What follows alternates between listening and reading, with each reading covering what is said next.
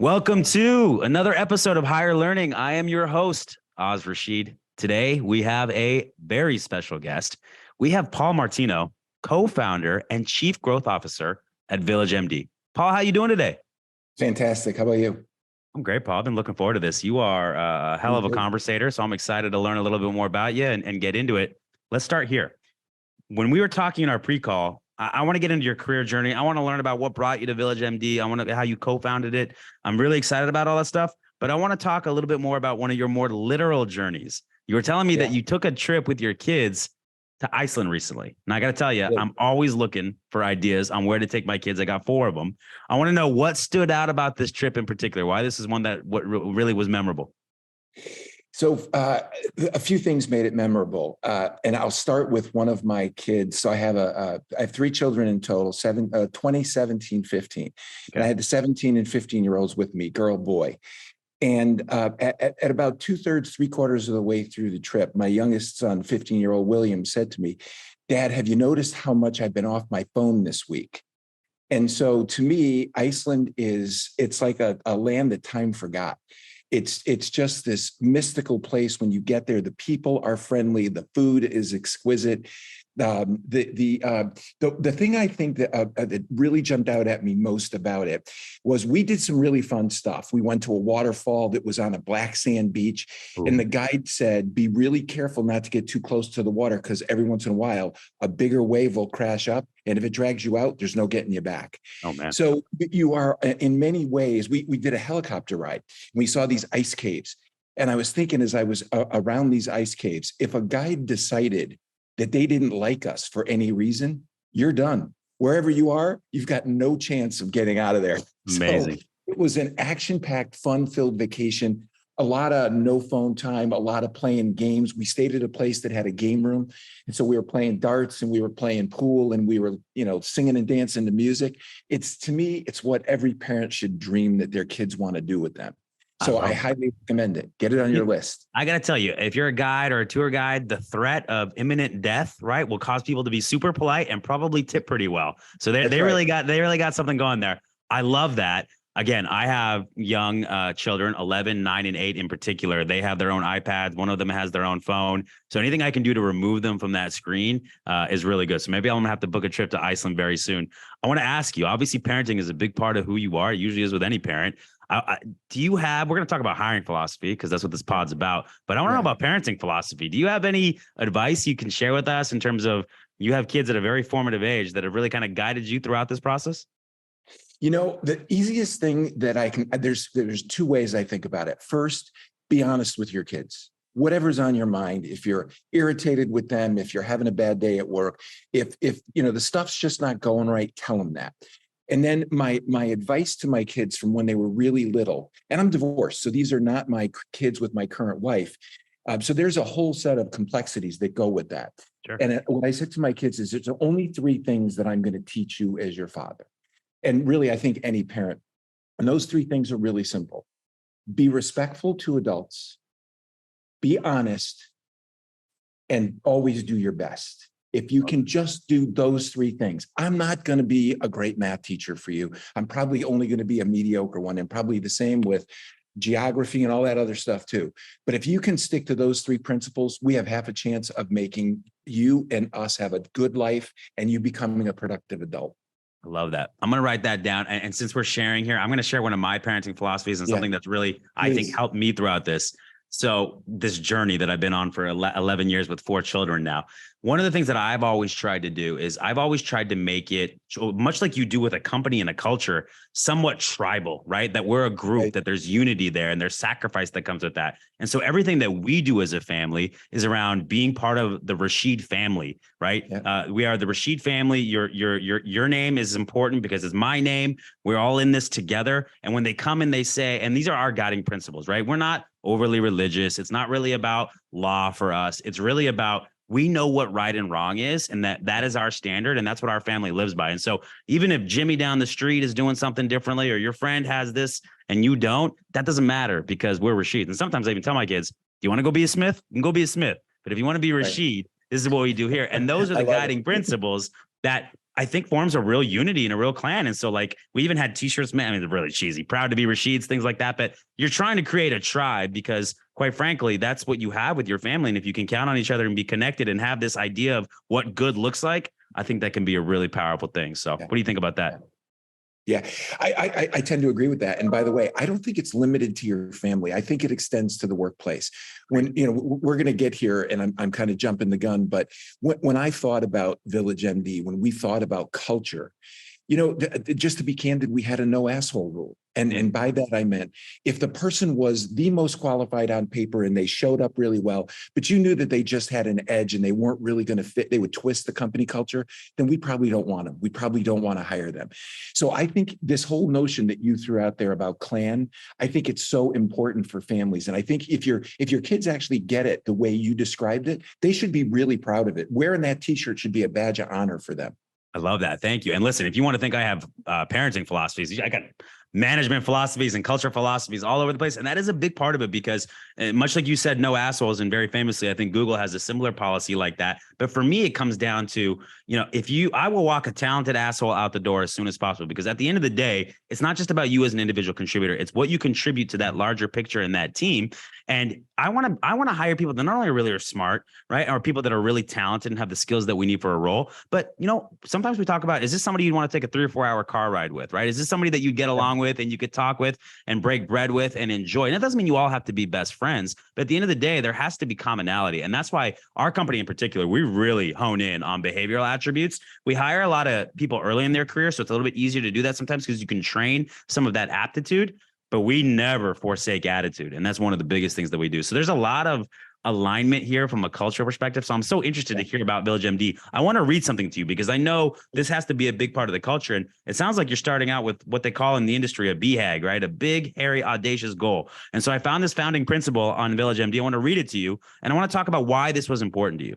Our company has a bold founding principle, changing primary care in the United States so that our country can be the global leader in health outcomes, regardless of background and income. Today in the U.S., we spend nearly $4 trillion on healthcare, the most of any country, but globally, our health outcomes rank last among developed countries.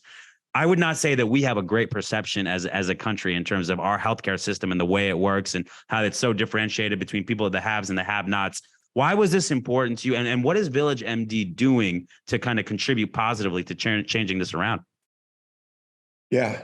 So first and foremost, and just to give you a little framework for the springboard to VillageMD, I spent the first 32 years of my career working for health plans. The last health plan that I worked for was Anthem, so a big publicly traded company. Yep. And I always had this idea in my head that if I got to a bigger plan at a higher level, I would be able to impact care delivery. I would be, because ultimately we were the financiers of care.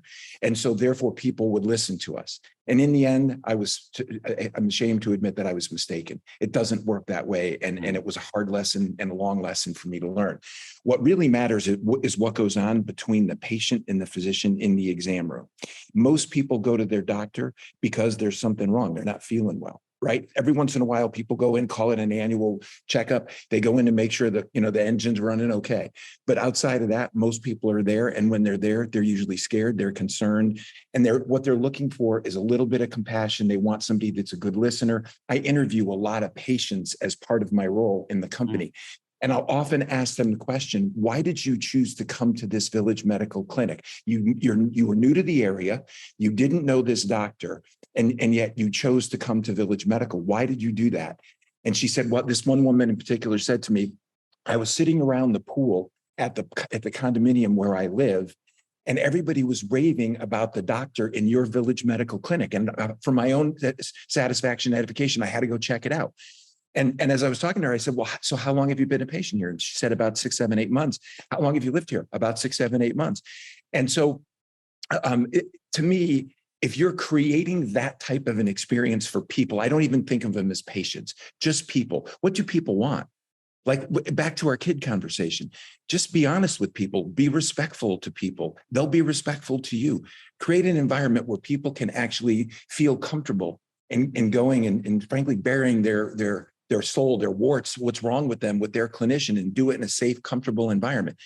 So we started with primary care. And the reason that we did is because I think few things motivated us. Primary care doctors, by definition, are not economically motivated. If they were, they'd have been an anesthesiologist or an orthopedic surgeon, or they would have done something like that. Specialization. So by definition, they chose the profession that, in fairness, pays the least amongst the profession of physicians. So if you have that as the starting point, and they are in a position to take care of a person's whole health, if you can enable them to do their job and do it in a way that creates a bond with the patient, that is job satisfying for them. All the other stuff, people talk about, we overcomplicate it. We talk about health outcomes, and we talk about quality, and we talk about lowering the cost of care. All those things are important. But if you only did those things and the patients hated going to see their doctor, did we really win? And I think the answer is no. So to me, it starts with the relationship between the patient and the physician. If we get that right, then the rest will take care of itself. There's a great book, and the book was the book by the CEO. He was the CEO at the time of Southwest Airlines. Herb Keller is his name. Yep. And one of his lieutenants was invited by the country of Brazil to go start the Brazilian airline. At this point in time, Brazil did not have a national airline. And he wanted the job, but he didn't have the courage and had to work up the courage to finally tell Keller that he wanted to leave and go start the airline for Brazil. And so he did, and Keller was delighted for him and said, you of course you should do it. And the guy said to him, do you have any advice for me? And he said, yeah, take care of the crew. The crew takes care of the passengers, and the passengers will take care of our shareholders. In my world, take care of the physician. The physician will take care of the patients, and the patients will take care of our shareholders. So if you get that right and you start with primary care, I think everything else can fall into place quite easily. It's in this country, we think of it as a badge of honor to say, well, my cardiologist or my oncologist or my ophthalmologist. Forget all the ologists. I want a good old fashioned pediatrician for my kids, primary care doctor for me. Doc, I got this pain in my abdomen. I don't know what's going on. I'm 63 years old. The car's a little rusty. What do you think? And I just want to have that kind of relationship with my guy. I love that. And so listen, I got to tell you, up on the board over here, we have order of importance, and it says colleagues, candidates, clients, community, suppliers. I totally agree with you. And I think Richard Branson has said something similar. I think most great CEOs and leaders believe this. If you take care of your employees first and foremost, they will take care of your customers, and you will be known, like Southwest is, for excellent customer service. And so it's a really easy equation to get in mind. You have the customer focus in terms of the patients that a founder would have. You have the belief in culture and the importance of like a founder would have. I'm interested, as the role as chief growth officer, chief strategy officer, how much does culture and people play into your world on a day-to-day basis? It plays into my world every single day, everywhere I go.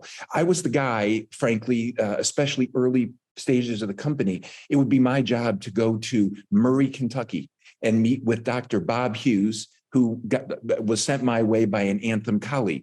I didn't know Dr. Hughes. And so he called me and out of the blue, and I took his call, and I was driving my kid to YMCA camp in Brookton, Indiana.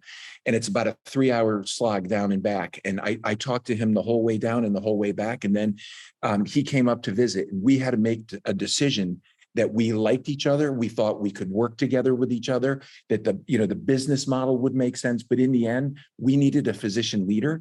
And when we looked at the attributes of Dr. Hughes in Murray, Kentucky, or Tom Selznick in Southeast Michigan, or a great physician that I'm very, very fond of, and he's an executive now in our company, Dr. David Hatfield. David is in Phoenix. And when we met the Hatfield Medical Group, I was really excited about them. They were a really large group in Phoenix. And then I went to David's clinic, and I saw the culture of Hatfield Medical Clinic, started by his father in 1960. And I thought, these guys there's a legacy here. If we could get them to be part of us. And so everywhere I would go, what I was looking for was, as you described it, this tribal connection. Could these be our kind of people? Could they be a leader in Southeast Michigan? Could they be a fill in the blank? And that's what we went out and found. We found people that wanted to be part of a movement. It's so interesting. In the acquisition with Hatfield Medical Group, they were a large clinic, and they had, I think, 10 locations, 30 plus providers. And they had some investors, and this was during the pandemic. And so they came to visit us in our office in Chicago, and we were sitting about 10 feet apart from each other around this big L-shaped or U-shaped table. And one of the investor guys said, so let me see if I get this right. You guys are on this journey and you're gonna acquire Hatfield Medical Group, and then you guys are gonna flip the company, and you're gonna make a pile of money, and you're gonna ride off into the sunset, right? Is that what's going on here? And I said, yeah, actually, that's not really our plan. And the guy said to me, so where do you think you're going to be in 10 years? And I said, we're going to be 10 years further along on a 100-year journey. And I mean that because healthcare is screwed up in our country, and it took a long time to screw it up. We're not getting out of here next weekend. We're going to be here for a while. And so those are the tenets, the pillars that make our company what it is. If you don't have that leadership, if you don't have that esprit de corps, if you don't have people that want to go on this journey, this company is going to be around long after me and Clive and Tim go do something else, whatever that may be. And so I want my kids to be excited about it. I want their kids to be excited about it. And hopefully Village Medical in 2075 will be plastered on the name of a building somewhere. And my great grandkid could say, that was my great granddad that started that company. Building a legacy. And listen, we're a lot more aligned than I even realized when we first talked.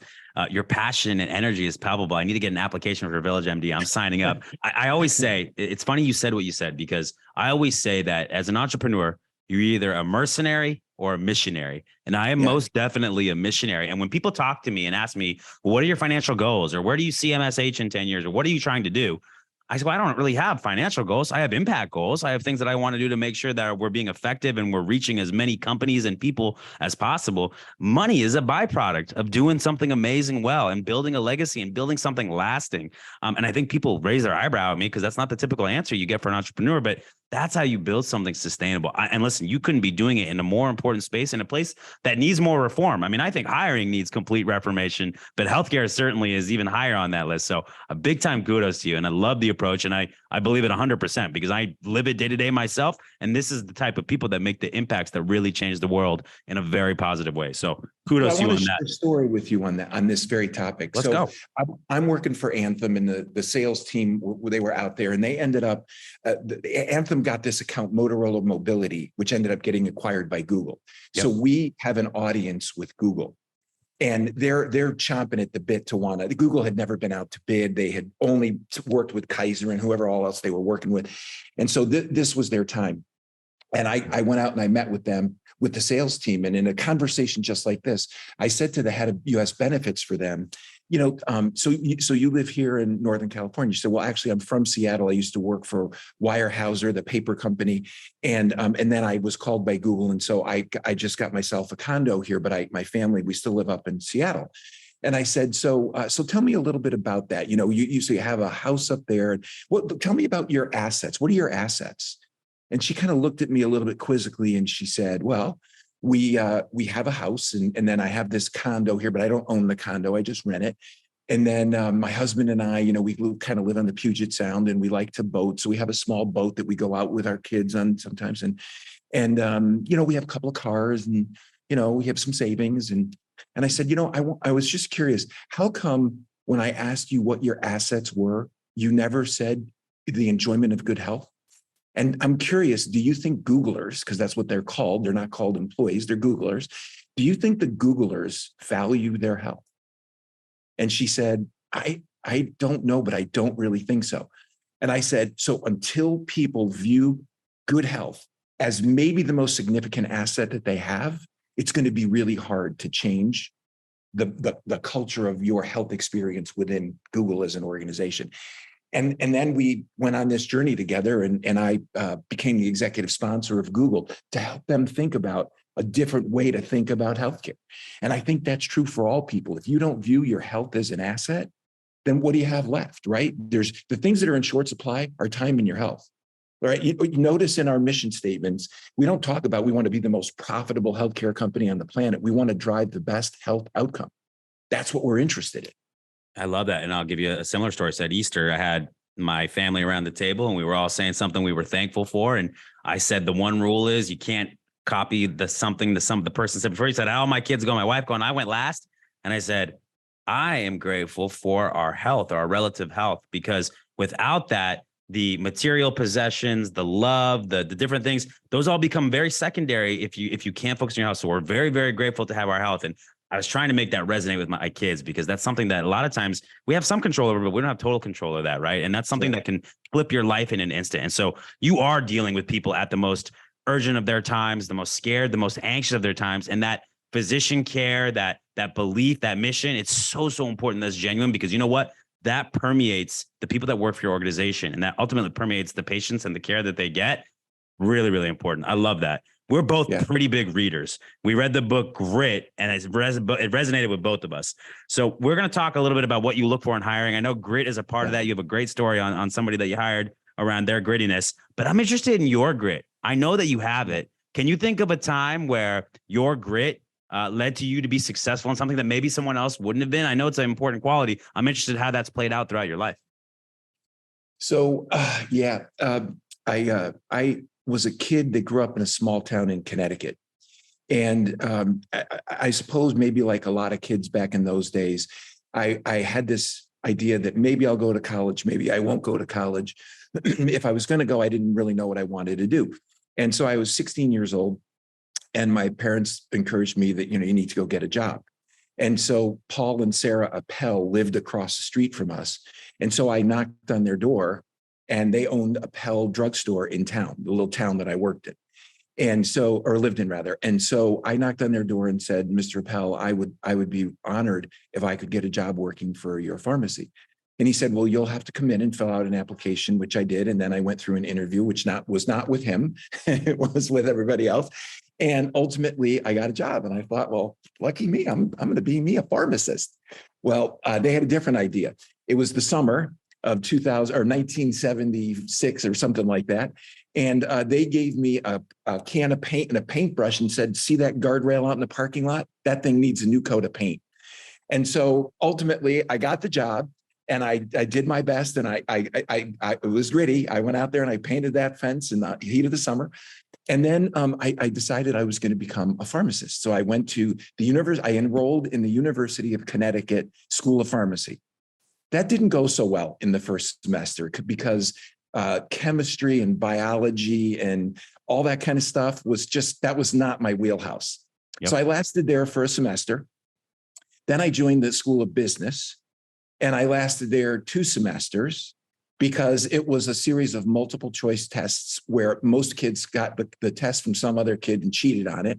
And so I could do that too. And then I decided I wanted to be a philosophy major. Ooh. And so I ended up getting a degree from the University of Connecticut in philosophy. And my dad was a little less than thrilled by this, because he said, what are you going to do with a degree in philosophy in 1982 when I graduated? And, back then the interest rates were like, 18%, unemployment was 12%. And a degree in philosophy, exiting UConn did not look like a highly marketable background. So of course I said to him, I think I'm going to join the Peace Corps and run a fish hatchery in Nepal. And he said, that doesn't pay real well. You might get a real job. And so I ended up getting a job working for Cigna Corporation, as we know it today, Connecticut General Life Insurance Company back in the day. And through that 32 years, sort of being in the industry, I was fortunate enough through grit. I was not the best student. I was not I just wasn't the brightest kid that there was, but I did read a lot. To your point, I loved reading. And I actually felt that reading taught you a lot of things. I think that there's the multiple choice tests were just memory. All you had to do is memorize, but taking an action philosophy class, hiking the White Mountains in Vermont with an ice axe and crampons, and then writing about the experience, that teaches you a lot about yourself. It teaches you who are you and what you're about. And I think the sooner that you figure out who you are and what you're about, the easier your life is going to be. I also think the sooner that you figure out you're alone, the easier your life is going to be. So if you get those things right, your grit will shine through. Think about this. I'm a senior vice president at Anthem. Life is pretty good when you have one of those jobs at a company with 50, 60,000 employees and you're one of the top 25 or 30 people in the company. Generally, the advice is shut your mouth and just keep doing what you're doing. I didn't do that.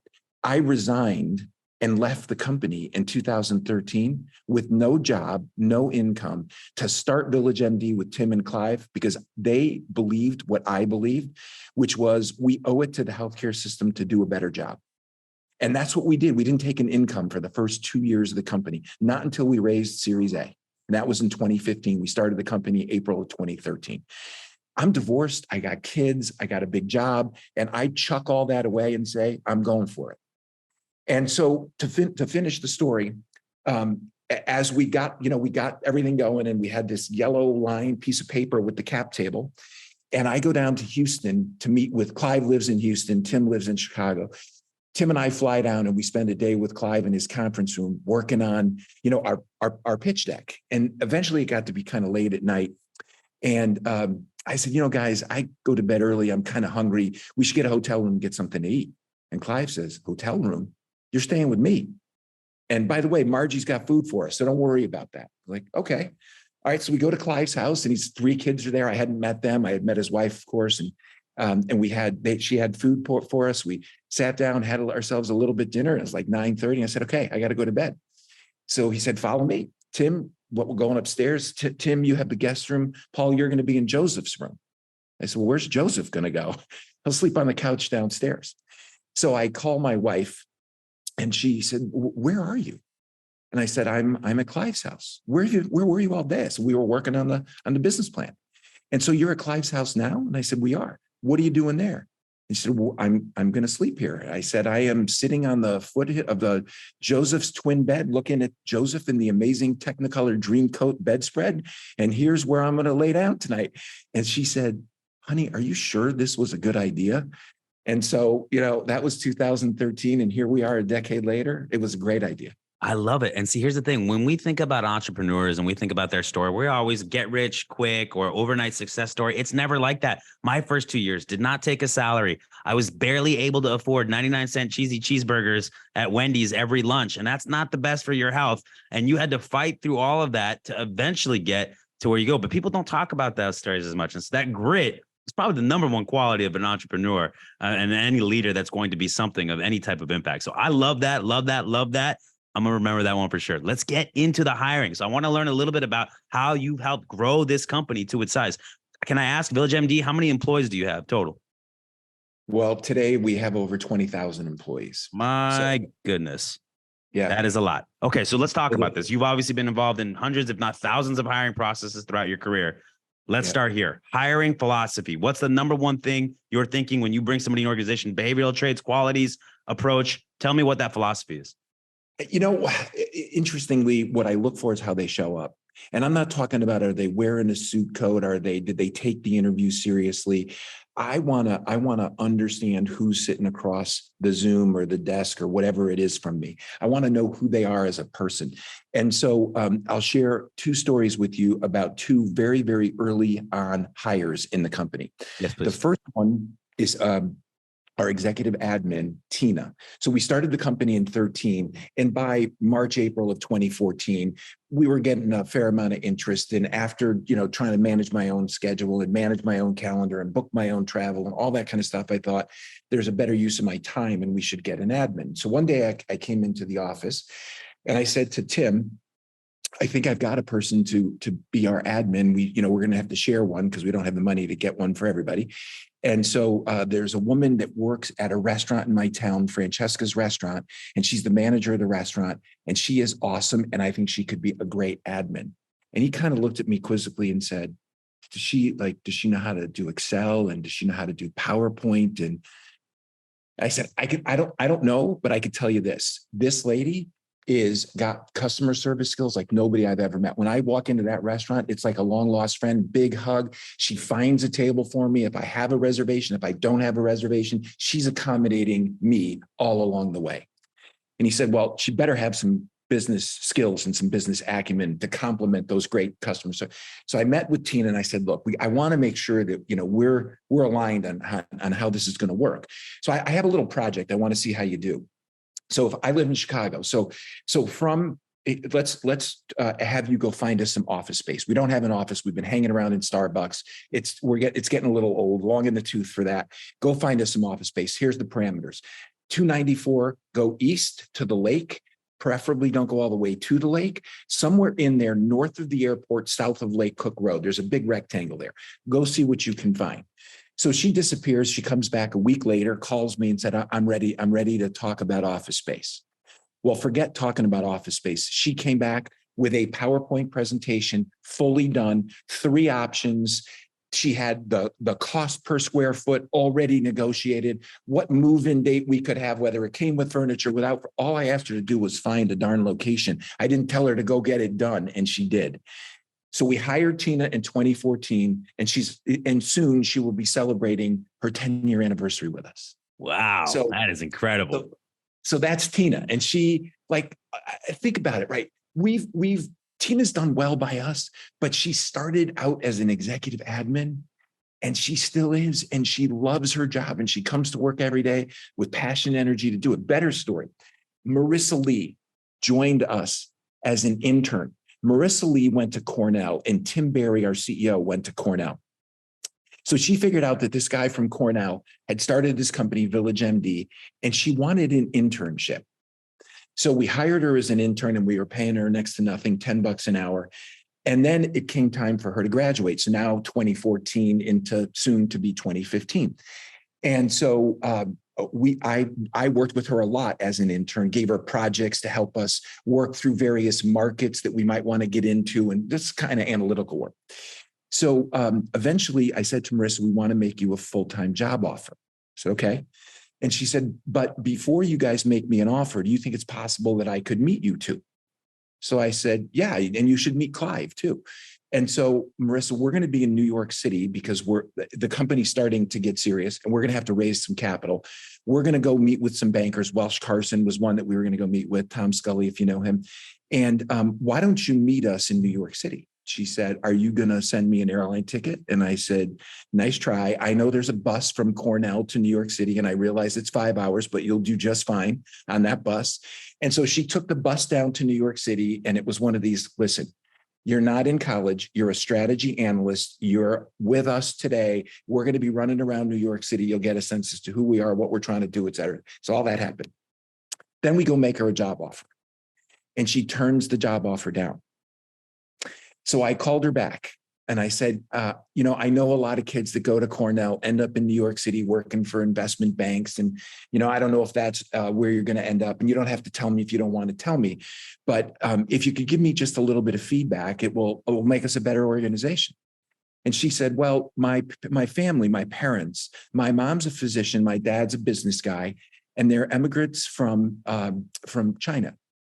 And the other job offer that I had, which is at a big firm, offered tuition reimbursement, and VillageMD does not have tuition reimbursement. And my parents are big fans of higher education. And I said, can you give me a day? I'll figure out a tuition reimbursement program. And so she said, you would do that? And I said, just give me a day. So I called my wife, who was actually helping us at the company at the time, and I said, honey, we need a tuition reimbursement program. Can you call some of your friends, and I'll call Anthem, and I'll get a copy of what they're. So we cobbled together a tuition reimbursement program, put that back into the job offer. Marissa took the job, moved to Chicago, joined the company. Me and my wife gave her the down payment on her apartment because she needed to move lickety split, and she wasn't prepared for that. And to this day, now 9 years later, Marissa Lee is a vice president in the growth strategy team at VillageMD, reporting to me. Whoa. So, you talk about tribal, you talk about family. I'm sitting in Phoenix, Arizona right now. We're working on a strategic partnership with Cigna. We have a meeting with Honor Health this afternoon. Marissa flew in this morning, and she's on her way to my house here today because the dynamic duo is back in action, and we're going to go see what we can do. So a few things. You're in my hometown, so if you need any recommendations of where to eat in Phoenix, I'll let you know after the pod. Okay. Second off, let's talk about candidate experience here. So first, she's got to take the bus. So that's not great. I can't say that's great, but I like it. You're transparent. You let her know what the deal is. It's where your company's at the time. But then she got to run around New York and see the founders in action in one of the most, I got to imagine, stressful and important moments in the formative years of the company, right? And gets to see that firsthand. And so I totally get why, the tuition reimbursement was important. I'm really impressed that you put it together. That is a really unique, realistic job preview, and look how much that's paid off. That tuition reimbursement, whatever that amount of money was, has paid off tenfold for you, and that you have a VP that you can count on and is able to run side by side with you. I love that story. I love stories like that. I was going to say, do you have a most memorable interview? But is that the most memorable interview you've had? They're all memorable for me. Molly Lynch, who you've had an opportunity to meet, Marissa Lee, Tina, physicians, David Hatfield. I remember sitting in David Hatfield's conference room and saying, we want to acquire your clinic, not because it's a 30 provider, 8-10 location clinic. We want to do this because of you. You're going places in healthcare. You just haven't divined the path for you yet. David Hatfield is now the president of Village Medical, overseeing thousands of clinicians. And it was that guy. If you meet him, he's this ball of energy, and you'll know exactly the minute you meet him and shake his hand, you'll know exactly what I'm talking about. He was a college athlete. He's Mormon, so he's very religious. He believes in tithing. He believes in giving back. He believes in his children. He has 10 grandkids, and he's 54 years old. This guy is like, there's so many stories like that. So many. All right, I gotta ask this as a follow-up then, because I asked this of all our guests, and this is an interesting one for me now, because you seem to go off a lot of my sense of this person, my gut intuition on this person, who they are. When you miss on somebody, because I got to imagine 20,000 employees, you've missed on some, right? Is there a theme that you can look back at and say, I wish I would have done this differently, or I wish I would have dug in here more? Is there anything you can think of in that scenario? There have been a couple of people where, I felt a little desperate, like we really needed a role filled, and I pulled the trigger too quick. And my instincts were not the passion that you just heard, and all those people that I just described. There have been a few times where the person was okay. Don't get me wrong. There wasn't something that was sticking out saying, yeah, that's not going to work, or they don't really understand that, or they don't have the experience that they allege to. Just in my gut, I just didn't feel that same, this person will run through a brick wall. This gets back to grit. Is David or Tina or Marissa, was Marissa the valedictorian in her class? Probably not. If I called Marissa Lee this Saturday morning, she's nursing a 5 or 6 month old baby. If I called her 7:30 Saturday morning, she would A, answer the phone, and B, she would say, hey, what's going on? And if I said, I need some slides for the board meeting next Thursday, I've got a framework and I need you to polish them up. Can you help me with that? Sure. When do you need them? Yeah. Foxhole people. I'm with you. And here's the thing. I think you said something very, very prescient, right? I think when I see people make the worst hiring decisions, it's when a role's been open for a long time, or you're losing money because the role's not filled, or it's a critical role. And then you start to rationalize, right? And now it's not necessarily, this is the perfect person for the role, we've got to move now. It's, I can kind of see this working out, and I have to fill in a few of the blanks, but I can see it. And that's when we typically make a mistake, because in our mind, sometimes you get to that point of like, well, the job being open is worse than the job not having the right person for it. And then you stretch sometimes. And so sometimes you'll make concessions there. And those are actually the ones that I probably made the worst decision of that. Or if I did not have the role defined for what the company was going to be versus what it is right now, that's where I've made some mistakes too. Yeah. I totally agree with that. To me, the most expensive part of running a company is turnover.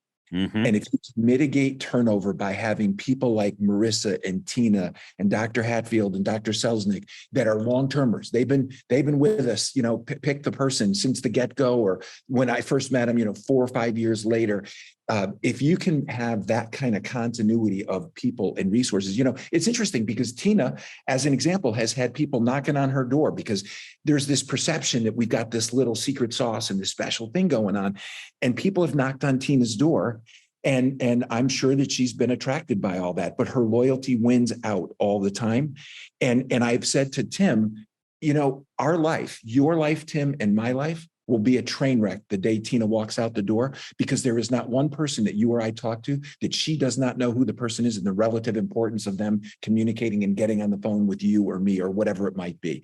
And so there's so much value in mitigating turnover and in building that culture of esprit de corps and loyalty. It matters a ton. I'm gonna say 2 things that really stand out to me there. One is, can I bring you in with some of my CEO and CFO clients to talk about the bottom line impact of tenure and attrition and engagement, and the lack of that can be a really big problem. You get it and you understand it. And that's why our business is founded on that principle of finding great long-term hires, not just somebody that gets the job, somebody that is a Tina, somebody that's going to be at your organization and get promoted for a very long time. And then also, I might put my foot in my mouth here, but I've been doing this for 12 years and I know it to be the truth. My first employee still works here. My second employee still works here. My third employee still works here. The average tenure on my team is over 5.5 years. In our industry, that's absolutely insanity. That doesn't happen. And I've had other CFOs previously with the company, other finance people or other people in general who are cynics say, yeah, people are going to leave for more money or people are going to, and I tell them, I go, I disagree.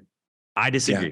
If I have an open line of communication with them, if I've created an environment that they feel that they can speak to me and that they feel valued and that they're taken care of and then they sacrifice and give back too, I feel like you can really, especially in my role as the founder and CEO of the company, I think you can really mitigate a lot of that attrition and tenure for the most part, especially with your direct reports. And so I totally agree that Tina probably has had a bunch of calls, but you know what? You're the one that took a chance on her. You've created an environment for her where she can be successful and you valued her. That's worth more than $10,000 more base or whatever. And just so it's out there, if one of my main people who've been here for over a decade came to me and said, it's a difference of $10,000, then they know what my answer to that's going to be too. So I am totally aligned with you. And it's leaders like us that I think are different than the others that say we are tied to the circumstances and the market and the vagaries of what's going on out there. I don't care what's going on out there. My philosophy stays the same here, and thus our people stay here. And plus, there's founding principles and there's founding bigger purpose that we have here that I know you have at VillageMD too, which is also a really big part of keeping people on that mission and on that rocket ship.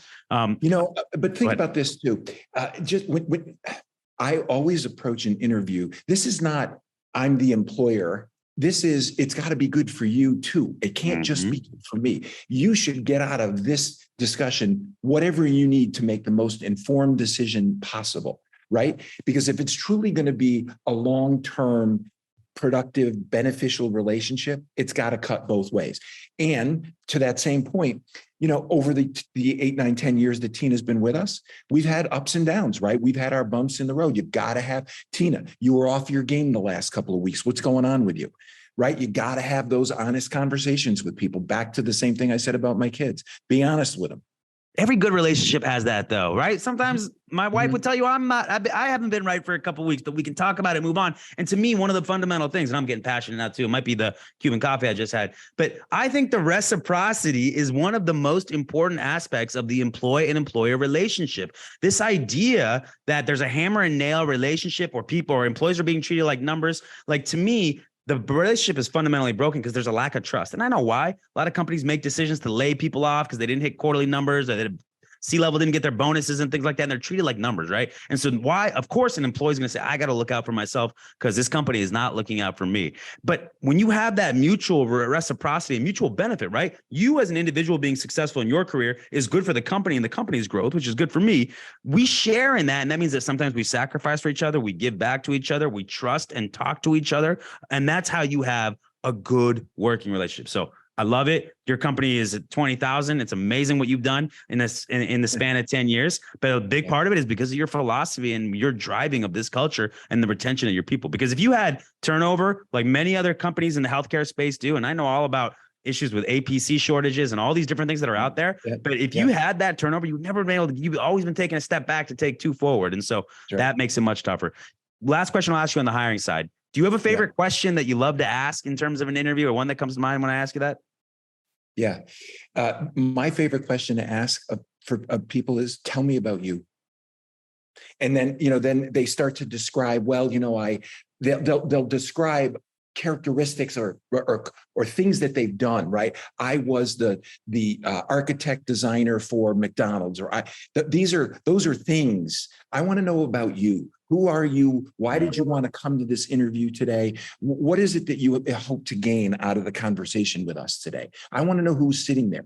So for me, the opening and only question I can lead with is, tell me about you.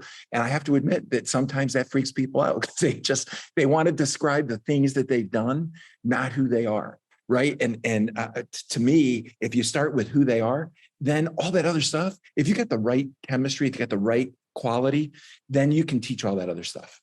I totally agree with you. I got a question though. How many people start talking about their life story versus their career journey? Because they must assume you want to hear about the career journey. How many get right down to what matters to them as a person? I would say it's a big minority, 10%. Sure. 10 Sure. people gravitate to what they know and it's comfortable for them. And if they start with, well, I was the executive admin for, Boeing, and I was there for 7 years, and those are just characteristics, right? No, I want to know what excited you, what was motivating to you. Tell me about your family. Where are you from? Just like I want to get into who they are. And so you have to course correct really quick on that. But once people do, man, I got to tell you, it's like you gave them the keys to the car, because they just open up.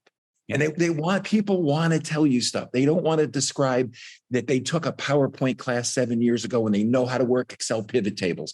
Who gives a shit? Yeah. But when you give them that freedom to just be them, you can't believe what happens. What's important to you? You want to hire the whole person. And when you hire the whole person, that means that everything that comes with that and what's important to them, what motivates them and what they care about. And then you can best put them in a position to be successful in your company. I totally agree with you. I love that. There's a woman in our company who I adore. I didn't know her. She reached out to me and saw me do a podcast like this. And it was recorded. And so she saw it and reached out to me and said, I would love a chance to meet you. I would love to talk to you. She happens to live here in Phoenix.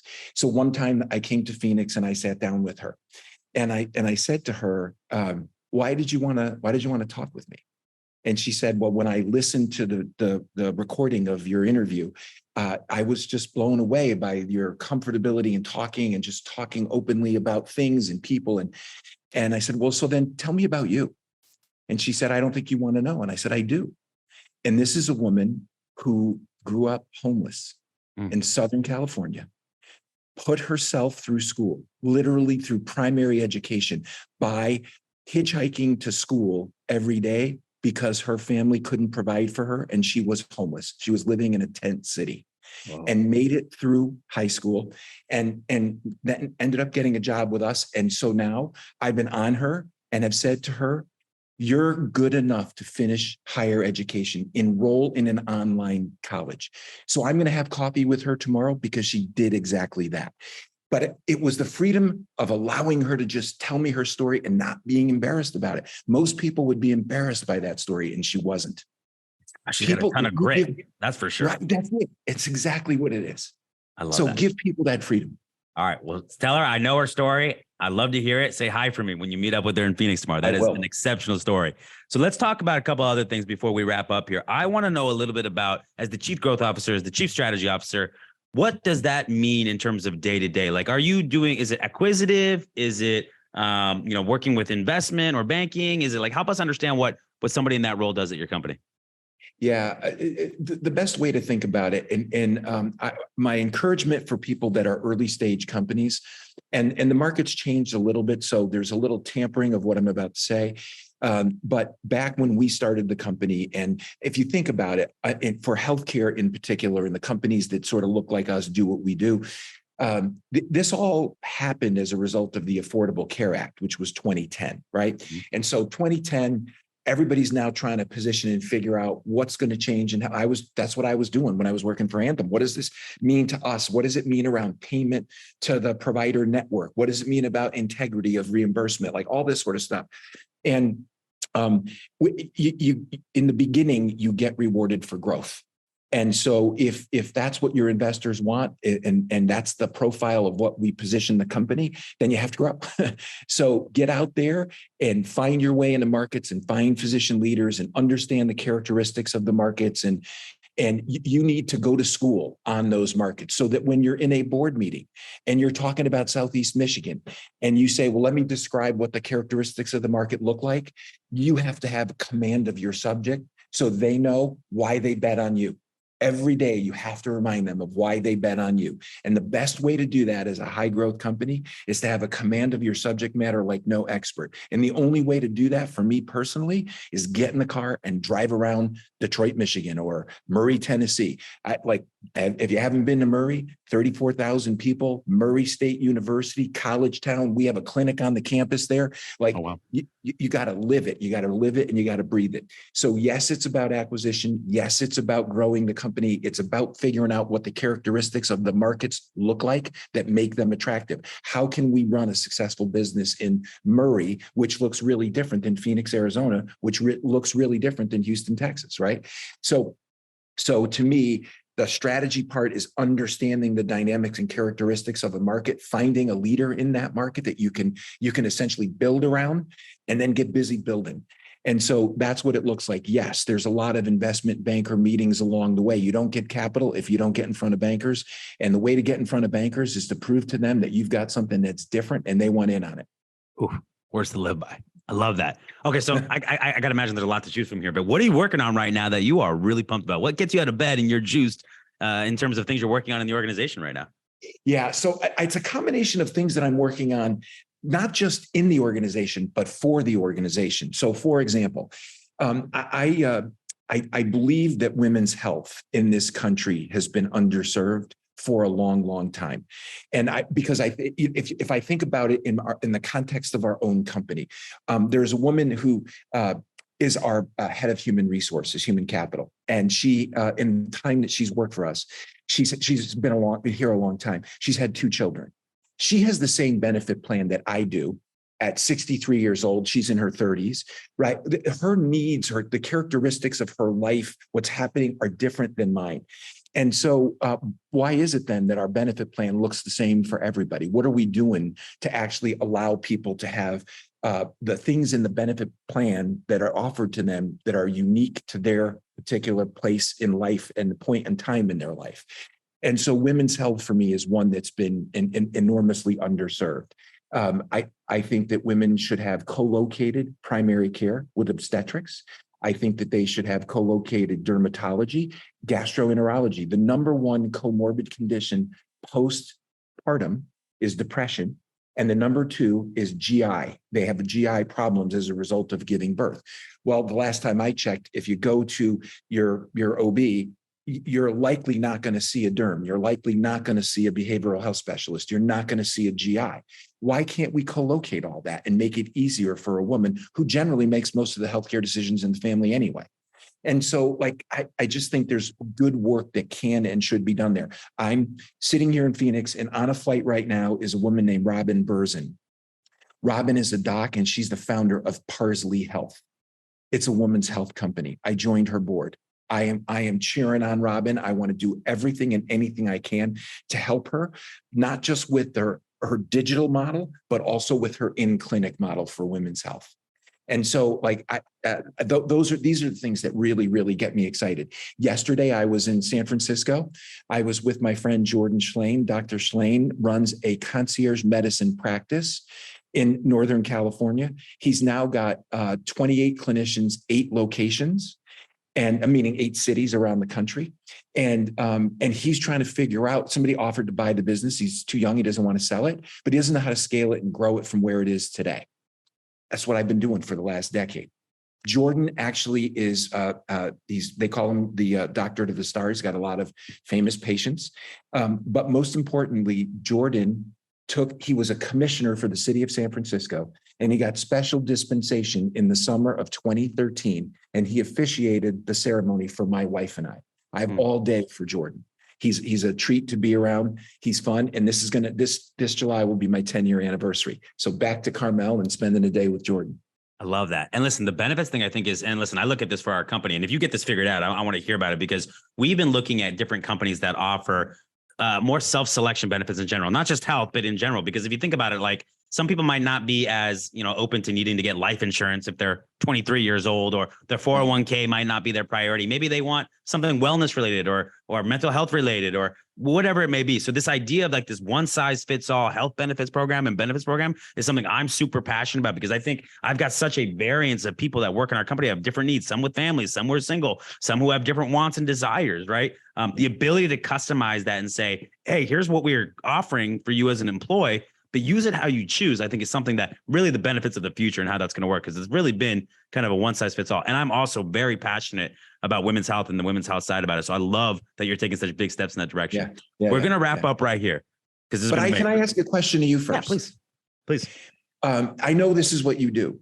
Mm-hmm. Why were you excited about this interview? What did you want out of this? Well, so listen, you want me to be honest? I bring a lot of energy to the table, right? I'm passionate about what I do. I love my company. I love the people I work with. People ask me, why do you like your work so much? And it's because basically I get up every day and come to work, and work with people I consider friends and solve problems and make a little bit of money doing it. So for me, I believe that people should be super passionate about their work. And I feel bad for people who go in and punch a clock and go 9 to 5. And we spend so much time here, it becomes so much a part of our identity, whether we like it or not. It just doesn't make sense to be somewhere where you're not valued, where you're not working with other talented people that you love and respect. And so when we first started talking, you got as much passion, if not more than me, and energy for what you do. So I love that. Great storyteller, but also you care about the things I care about. And what I didn't realize before we started talking is our journeys are similar, very different spaces, but our journeys are very similar in terms of what we value, where we're going. I hope to have the type of success that you've already had up to this point, but I just really love the way that you approach things, and you do it from such a people first and culture first perspective. And I think it's a very natural thing in healthcare. You don't always see it, but it's also a very natural thing in what I do in terms of helping people, helping families, changing economies by helping them find the work that they love, right? Helping them find somewhere that values them, that gets them that $30,000 raise, that gets them into a community where they have people that are more like them, that gets them to a place where they get promoted 3 times in 2 years. That is something I care about. And I think fundamentally, much like you think healthcare is broken, and you're right, it is, I think that hiring is broken, and the amount of time and area and focus and resources we put on identifying the right fit for our company and also selecting the company you want to go work at, I don't think we put enough thought and effort and focus into it. So I want to evangelize this from the top of a mountain. And I guess the best way to put it, Paul, game knows game. You care about what you do. You founded a company and you're passionate about it. And so I don't meet many people like that. And so it was exciting for me to get a chance to talk to you. Yeah. Did that answer it? Yeah. Awesome answer. I love it. I can see you're exuding energy and passion right now. I love it.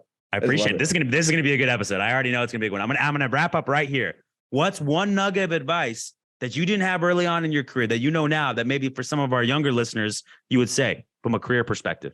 Trust your instincts. Trust your instincts. Okay. Anything to add on to that? That simple?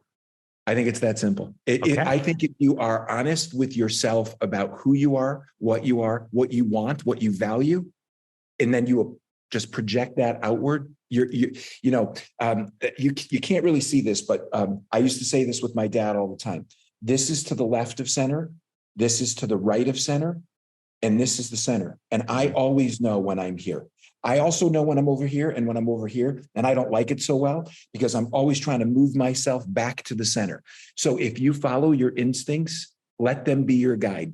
And if you're in the center of who you are, it will serve you well.